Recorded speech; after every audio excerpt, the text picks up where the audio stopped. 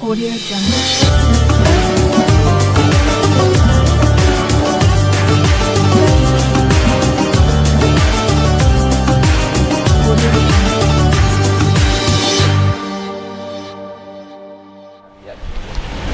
Assalamualaikum warahmatullahi wabarakatuh. Bismillahirrahmanirrahim. Alhamdulillahi rabbil alamin. Wabihi nasta'inu ala umuri dunia wad din. Wa ala alihi wa ashabi ajma'in, amma ba'd. Saudara hadirin pemirsa di seluruh tanah air yang berbahagia, alhamdulillah atas segala nikmat yang telah diberikan oleh Allah kepada kita.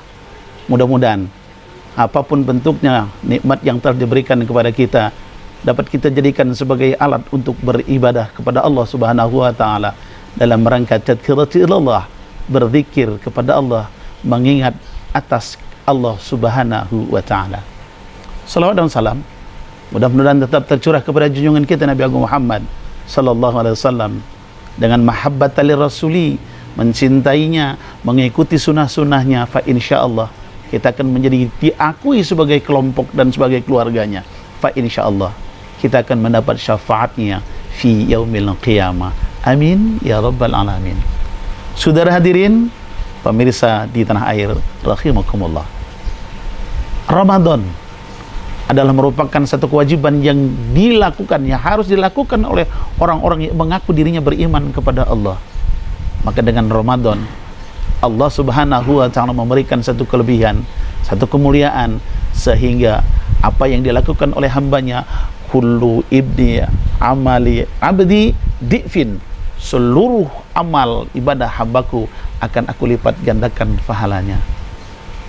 Ramadan diwajibkan kepada manusia yang beriman kepada Allah Subhanahu wa taala, hendaknya mampu dijadikan sebagai perisai terhadap dirinya, untuk melindungi dirinya, untuk menjaga dirinya dari perbuatan-perbuatan maksiat, perbuatan-perbuatan keji, baik secara qauliyah maupun fi'liyah serta takririyahnya, baik ucapannya, perbuatan, sikap dan perilakunya, serta ketetapan-ketetapan yang dia lakukan seperti bohong dan lain sebagainya.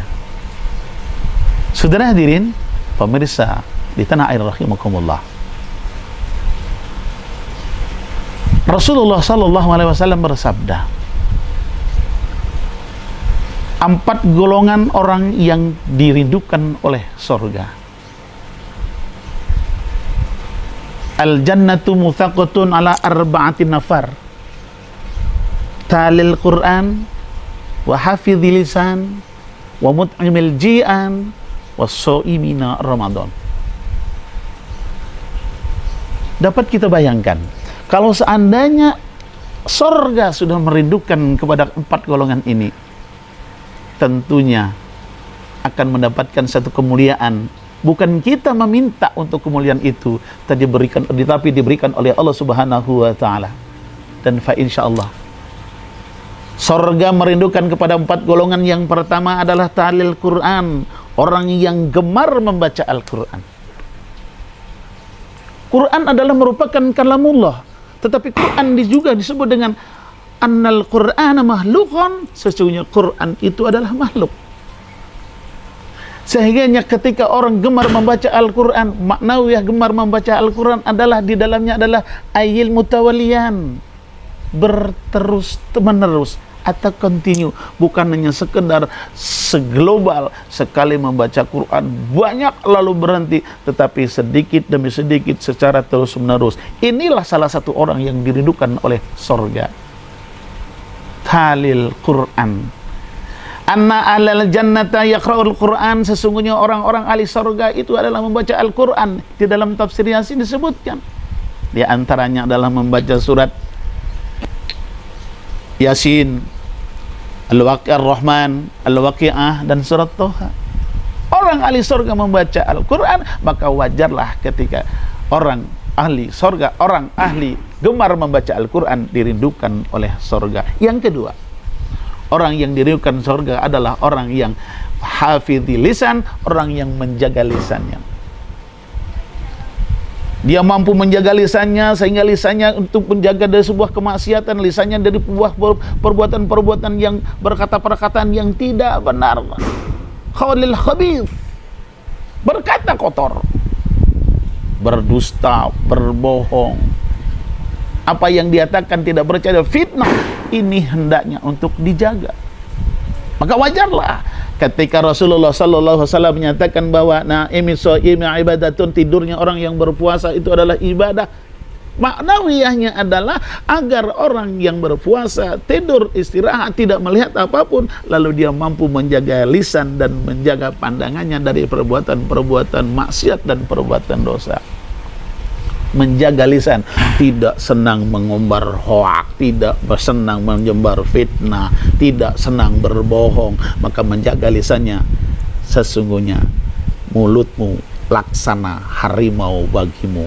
Maka ketika tidak bisa menjaga lisannya, ada suatu bahaya yang terjadi pada dirinya, karena lisanmu laksana harimau bagimu.